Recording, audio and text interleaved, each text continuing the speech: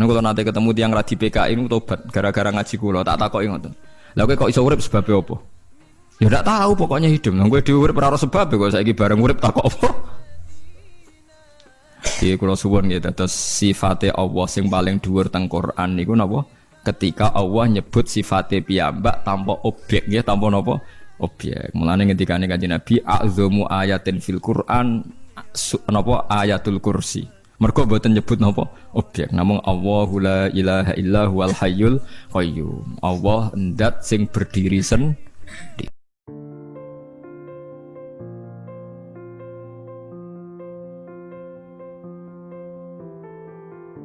Bismillahirrahmanirrahim. Niki kula namung maos niki jenengan kitab niki hadiah nggih jenengan beto mawon. Mungkin seumur-umur maca nggih niki wonten ajaran nggih terus. Nggih ora kok terus sampai mati nggih mboten nggih mesti mati nggih kapan-kapan nggih mati nggih biasa. Tapi kula niku wingi-wingi jen kepikiran nggih kula kepikiran supados saya ngaji itu kan mulai 2004. Cuma sing ngaji teng mriki terbuka mulai 2005 pinten. Jelas niki tajdidun niat bahwa pertemanan kula jenengan niku kabeh napa fillah. Insyaallah nak pertemanan niki fillah njeng ben jenengan diberi satu mimbar yang semuanya serba nur. Itu nggih niku tiang-tiang sing kekancan krana napa Allah. Mun jenengan ngandel kula, kekancan krana Allah iku mboten kudu sedekah teng kula, hormat kula mboten. Misale sing seneng sedekah nggih angsal. Sing mboten seneng nggih angsal nak pertimbangane Islam. Misale timbang dhuwit tak kena Gus Pak wis sugih tak kena bojoku wae sing melarat. Itu nggih Islami, paham nggih? Paham nggih? Niku nggih napa? Islami. Sementing aja krana medhit. Dhuwit tak kena Gus Pak iman, tak kena bojo iman, tak kena anak iman, tak kena mbah iman. Itu bodoh nanti pun keliru banget. Niki penting kula aturaken, kula akhir-akhir ini sering napa nggih, sering ngipi, sering pancen susah. Kula nganti sakniki susah kula teng donya ku sitok nggih. Maksiat itu menciptakan ekonomi. Jadi kula niku seneng ibadah teng donya namung haji. Mboten seneng haji, seneng sistem ibadah haji.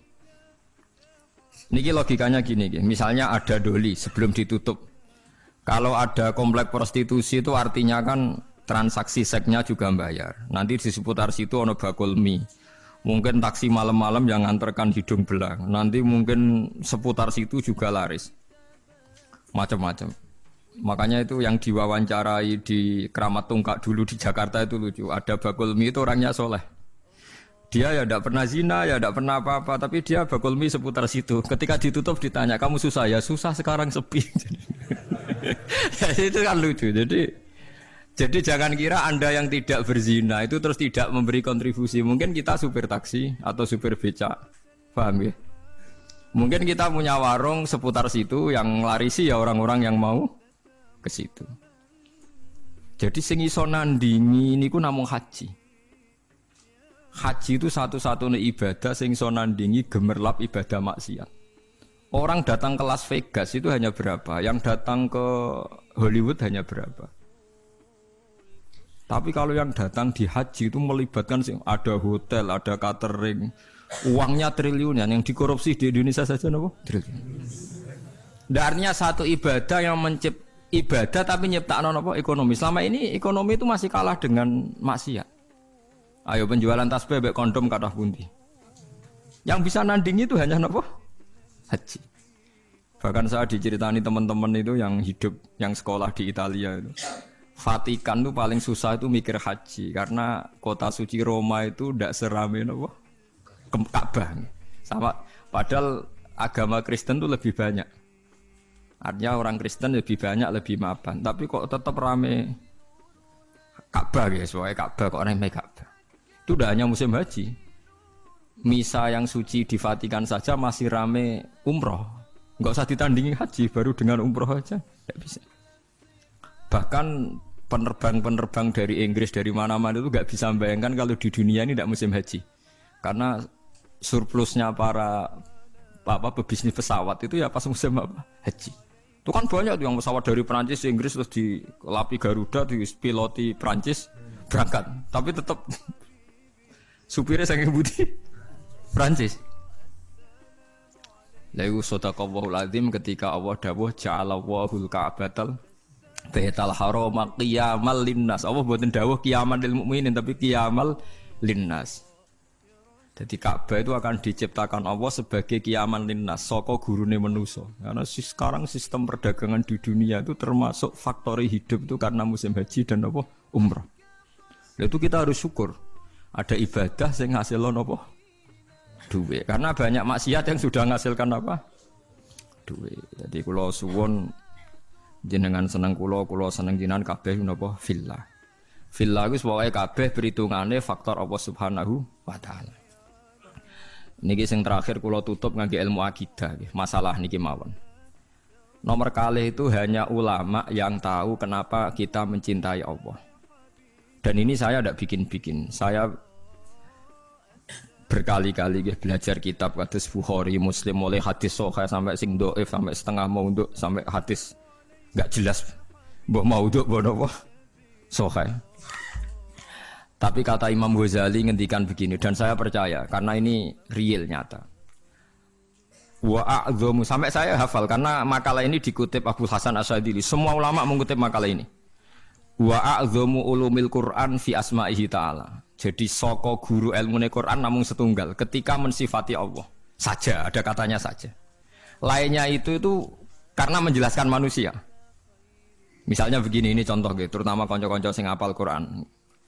Misalnya Allah hanya dawuh datar gitu. Wa huwal ladzi yuhyi wa yumit. Wa huwa ta Allah wa alladzi dzat yuhyi kang maringi urip sapa Allah, wa yumitu lan maringi mati sapa Allah. Wa huwal ladzi yuhyi wa yumit. Itu kalau orang-orang alim yang baca itu nangis. Nangisnya begini. Ketika sudah ada manusia begini, ada Mustafa, ono Ruhin, ono manusia-manusia ngeten iki. Terus kita akan bilang, manusia iku iso urip nak nganggo jantung, nganggo paru-paru. Manusia iku iso urip nak uteke gak remek, gak diklindes truk. Nak jantungnya oke, itu benar. Karena sudah kadung jadi begini. Tapi ini ilmu yang ditopang adat. Karena manusia ya sudah begini, maka hidupnya butuh jantung, butuh paru-paru. Tapi itu ilmu kesekian. Hakikate iku ra ilmu, iku hakikate ra ilmu. Yang kita lihat manusia urip iku butuh jantung, butuh paru-paru. Itu udah ilmu. Itu yang kita ketahui. Paham ya? Tapi nak hakikate ilmu namung setunggal. Allahu la ilaha illa huwal hayyul qayyum. Ya Allah iku sing dadi ilmu. Artinya ngene, ketika Allah gawe manusa saka pasir. Ora ana jantunge, ora ana paru-parune, ora ana unsur kehidupane. Pertama manusia diciptakan dari apa? Tanah kan? Tanah itu tidak ada jantungnya, tidak ada paru-parunya, tidak ada unsur kehidupannya. Tapi Allah bisa. Wa huwal ladzi yuhyi. Karena Allah memang bisa menghidupkan. Nah, pentingnya ilmu ini penting nanti setelah kita mati jadi tanah. Kita tidak pernah janggal bagaimana Allah cara menghidupkan. Karena kita mensifati Allah bisa menghidupkan zaman kita berupa tanah. Maka Allah akan mudah lagi setelah kita jadi tanah. Allah ya akan mampu menghidupkan lagi. Lah kita ini dididik orang kafir atau orang sekuler untuk percaya paru-paru jantung, terus percayane kenemen rendah. Suwe wong Islam diam-diam melok mamang pisan. Mosok wis mati suwi-suwi tangin neh carane piye lha iku musibah. Napa musibah? Lah saya itu berkenalan dengan jenengan hanya punya kepentingan itu supaya iman-iman yang faktor Allah itu hidup lagi. Ya iman-iman faktor Allah napa hidup lagi. Kita bilang kalau kita tidak makan mati itu yang kita ketahui, tapi itu udah ilmu. Kita nggak akan ngomong bisa hidup itu dengan paru-paru jantung itu yang kita ketahui, tapi itu tidak ilmu. Yang benar-benar ilmu kayak wa huwal ladzi yuhyi wa yumiit. Paham sih kalau maksudnya? Nah itu pentingnya kenal ulama. Nah, kalau kamu begitu berarti benar-benar mencintai Allah karena Allah kamu zat yang super, yang luar biasa. Nah tapi nak nyifati Allah kayak wong awam, carane urip piye tanpa jantung? Padha karo kene nakoki pangeran. Ndak iso tenan Gusti jenengan kula urip tanpa napa? Pangeran mbok takoki ngono gitu kan. Lah itu termasuk al-mutahabbina fillah, orang yang mencintai ulama karena ulama lah yang bisa memuji Tuhan. Mane tiyang Yahudi, tiyang Nasrani dikritik Allah wa ma qadaruhu haqqan qadri. Mereka tidak bisa menghormati Allah dengan sepenuh-penuhnya sifat Allah. Karena mereka sering mengukur kekuasaan Allah ambek yang mereka lihat. Nggih, ambek yang mereka napa? Lihat. Mulane gejolkane Quran anggo jelek wong Yahudi. Orang Yahudi itu meyakini Isa itu anak zina karena Maryam tanpa bapak kok punya anak berarti anak nopo zina. Terus cari pangeran anggota wong Yahudi jarene cerdas pikir kok. Cara pangeran yo gampang. Inna masalah Isa inta wahi kama salin nopo Adam. Nak Isa iku mukhal mergo tanpa bapak, kudune wong Yahudi luwih ingkar anane Adam. Adam malah tanpa bapak, tambah ibu. Lah ya iku pentingnya ngaji. Ngaji iku sono pembanding. Dadi kowe nak dewa-dewakno yang Anda ketahui, Anda akan jadi kafir. Meskipun enggak kafir yang terang-terangan tapi kafir diam-diam perkara ini meragukan kekuasaane napa? Allah. Jadi mulane kula niku kan delok wong nggih bingung. Aku nak ra umume wong jare ra pinter, nak kaya umume wong dadi setengah kafir. Ya memang repot jadi ulama tapi harus berani ngomong. Nah, itu tadi makanya Imam Ghazali bilang Quran ilmu tertinggi itu ketika hanya nyifati Allah. Kata wa huwallazi yuhyi wa yumit. Allah bisa menghidupkan tanpa syarat. Wa yumit ya tanpa syarat. Jadi ya itu begitu. Misalnya begini bedanya ya. Saya bisa hidup kan karena makan, karena minum. Tapi orang Islam disuruh yakin ada makhluk Allah di sana yang kita tidak tahu, namanya malaikat. Itu hidupnya jutaan tahun tanpa makan, tanpa minum. Itu kalau ulama langsung tahu, kita dengan malaikat tidak ada bedanya. Artinya kalau Allah bikin Jibril butuh makan ya bisa. Kita dijadikan kayak malaikat tanpa makan, ya bisa. Karena ujung-ujungnya keputusan tertinggi, malaikat rah butuh mangan, ngono iku ya ora krana saktine malaikat, tapi krana kersane Allah. Kita digawe lemah ngene iki ya ora krana kita lemah ya mergo kersane Allah. Itu disebut napa wa huwallazi yuhyi wa yumiit. Paham gini iki penting kula aturaken dados kula nggih mungkin hanya sekali niki mukadimai kitab ini sudah saya cek hadisnya. Ini kan kitab Ihya terus yang terakhir itu sarahnya Ihya Sayyid Zabidi. Sayyid Zabidi itu yang mensarai Ihya. Kebetulan kalau kemarin-kemarin itu sering menghatamkan Ihya. Urut, maksudnya buatan maca acak, buatan urut. Nah sampai kan ya ora urut, ya ora hatam. Jadi artinya umpama maca ku ya mungkin tahu hatam tapi ora urut. Kayak ngaji kilatan, nak ngaji hatam tapi buatan apa? Urut. Ihya itu dikarang tahun 450, beliau lahir kapundhut 505. Ora ono sing nyarai, 600 tahun enggak ada yang mensarai. Sing nembe tahun 1200 wonten sing nyarai tiyang alim saking Yaman. Termasuk Sayyid Dzurriyyah Kanjeng Nabi ini jenis Sayyid Murtadho napa Az-Zabidi. Wonten sing maca Zubaidi, tapi kula nak maca Az-Zabidi. Nah, ketika saya baca itu terakhir beliau di kesimpulan pada akhirnya sing diridani Allah itu nanti hanya orang yang saling mencintai karena napa Allah. Karena ini yang menciptakan agama, kata beliau, karena ini yang menciptakan apa? Agama. Sayyid Zabidi nyontohkan orang Islam yang paling fasik hukumnya gimana, ini juga ikut menciptakan agama. Ya misalnya begini ya di Jogja misalnya kan mayoritas Islam. Masih preman jenenge Nur Aini ngono. Engko misale sing wong nakal jenenge Solikati sok kaya masih. Paling ndak itu kalau ditanya masjid iku roh ya ora janggal nek wong Islam. Ya kita menjadi mayoritas pe Jumatan raisin, pe salat raisin mergo mayoritas Islam meskipun ketemu orang-orang yang tidak napa salat. Tapi kalau ada misalnya hidup di Australia atau hidup di Ambon, namanya siapa Martinus, sopo jeneng Kristen, terus kita takok apa sholat, kita takok masjidnya rawani, wes meragukan orang ora jelas, sing ditakoki tidak nopo Islam.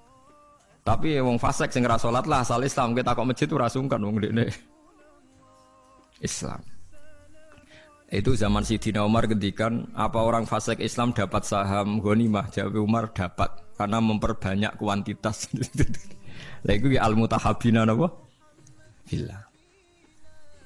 Kula niku nate diceritani kanca-kanca tangga kula sing kerja teng Malaysia, TKI teng Malaysia. Itu pernah satu kapal tuh saking banyaknya penumpang itu ada Jumatan karena pas dina Jumat. Walhasil penumpang sebagian sing non muslim gak seneng. Karena dak bawah itu dipakai Jumatan, yang tempat publik itu dipakai Jumatan. Wong Islam senengane ganggu wong ae, wong kapal wae wong akeh dienggo Jumatan. Itu sing ngomong ngono dijotosi. Sing jotosi sing ora Jumatan. Dadi yo dene ra Jumatan jagongan mbek Cina. Ngono niku tangga kula. Aku ora trimo Gus tak jotos. Lah kowe Jumatan nggih mboten. Jadi jangan kira orang Islam yang tidak Jumatan itu tidak bela yang apa? Jumatan. Kok dua iman, dua apa? Dua iman. Ya masalah Islam sing kuwereng-kereng ngoten niku terus saleh kaya sampean nggih mboten. Nggih seru-serunan ngoten mawon, tapi nggih penting. Lan ngendikane sing aran hikam, umpama nure wong mukmin sing maksiat ku dipadangno iku tembus langit sampai akhir bumi. Iku mukmin sing napa? Maksiat. Mergo ana nure iman, nggih ana nure iman. Lah nure iman iku apa? Ndekne nyebut Allah. Coba yang mentabukan Tuhan Yesus itu siapa? Wong Islam sak donya mergo darani pangeran namung Allah Subhanahu wa taala. Artinya dekne duwe ketakwaan yaiku nyingkir liyane Allah kemungkinan menjadi Tuhan. Dia tetap ikut sebagai duta kita menafikan selain Allah kemungkinan jadi Tuhan. Soal dekne zina, maksiat, maling yaiku maksiat ngono wae, tapi tetap dekne membunuh orang mlakune teori non apa Islam. Lagi sama saya hitung secara ekonomi, muga kowe dadi pangeran. Kowe mari ora roh. Ora roh nek Allah ngitung permiskolan apa? Cara saya hitung cara model dagang. Sak Bantul lah misalnya contoh sak Bantul. Sak Bantul iku Islam kabeh, gak salat kabeh. Sing salat iku mau 10%. Berarti butuh masjid misalnya 100. Tapi berhubung Islam kabeh gak butuh gereja blas. Berarti kan gak ada sistem bisnis yang karena faktor nopo gereja. Satu, patung Yesus ora payu, gereja ora payu, mergo Islam kabeh. Artinya sebab gak ono gereja itu sebabnya apa? Sebab pokoknya Islam soleh pasal Islam. Mboten tak bedheki. Sebabnya ora ono gereja itu asal Islam apa kudu Islam soleh? Asal Islam. Berarti asal Islam itu wis iso gusur kemungkinan ono tempat kemusyrikan. Mbok sekali-kali ngregani wong sing ra saleh ya kancamu ya kowe dhewe ada udah sawangane ora siap aku ngelemong ra saleh. Olehmu sombong lho, wong padha ra saleh wae kok ono ngelem ra saleh. Artinya memberi kontribusi kan tetap. Memberi kontribusi keantian kepada kemusyrikan. Paham ya maksudnya? Dan berjumlah itu berlipat-lipat tiap ono wong Islam berarti ngurangi populasi napa kemusyrikan. Bariku kowe dhe anak, senajan ora salat. Pokoke pangeran Allah, pangeran nek liyane Allah gak masuk akal. Akhire anak yo muni Allah ya ora paham. Pokoke pangerane Allah. Wah kata, mulane sing diarani iman kuwi ya mok syahadatu alla ilaha illallah wa anna muhammadar rasulullah sing diarani. Lah, sing diarani Islam lah iku ana butuh salat barang. Lah saiki wong ku bodho masal, mangsane iman mbek Islam ku dadi sita. Padahal sing diarani ya iman kuwi pokoke nyekiyakini nek ana Allah. Lah sing diarani Islam. Lho salat itu rukun Islam ta rukun iman? Rukun Islam. Tapi ngantri ya do lali padahal ngaji mulai cilik. Kulo bolak-balik dibantah kiai seputi lho Gus, mulai kadung Islam kok ora salat. Iman niku rukun iman, nak salat iku rukun. Cek angel nerangno kowe. Paham ya terus iman niku disebut ping pindho to nggih. Rukun iman pertama napa? Antuk mina billah. Rukun Islam pertama syahadat. Berarti kan iman nak Allah kan dua kali kan. Iman yo rukune iman yo nomor 1 Allah, rukune Islam siji. Tapi mungkin nak nomor 2 salat iku rukune Islam tok apa rukune iman? Rukune Islam. Nak rukune iman ana salat ora? Mboten. Berarti wong ora salat iku ijek iman ta wis ora iman? Ijek iman. Ndak sing aran hikam kuwatire. Kalau Anda benci sama orang-orang Islam sing nakal, orang Islam yang nakal ini punya kontribusi mentabukan kemusyrikan. Lho itu misalnya dulu kasus di Iran, dulu orang itu nyembah api, Wasani itu nyembah api. Gara-gara mereka dua iman itu udah mencoba mateni api. Ya orang pati sholat tapi wis iman. Api kok pangeran dipateni ya kena. Sesuai sak Iran itu Islam kabeh, iman kabeh. Di Irak juga gitu, dulu percaya Harut Marut. Babylon kota tenung. Gara-gara wong do iman ilang kabeh.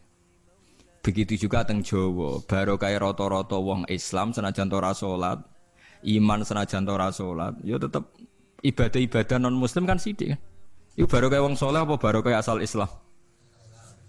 Baru kaya asal Islam. Soal mereka ndak salat, soal mereka ndak bener ya kita bina, tapi aja mbok anggap terus mereka kafir. Piye wae mereka itu menyumbang penghapusan simbol-simbol kekafiran.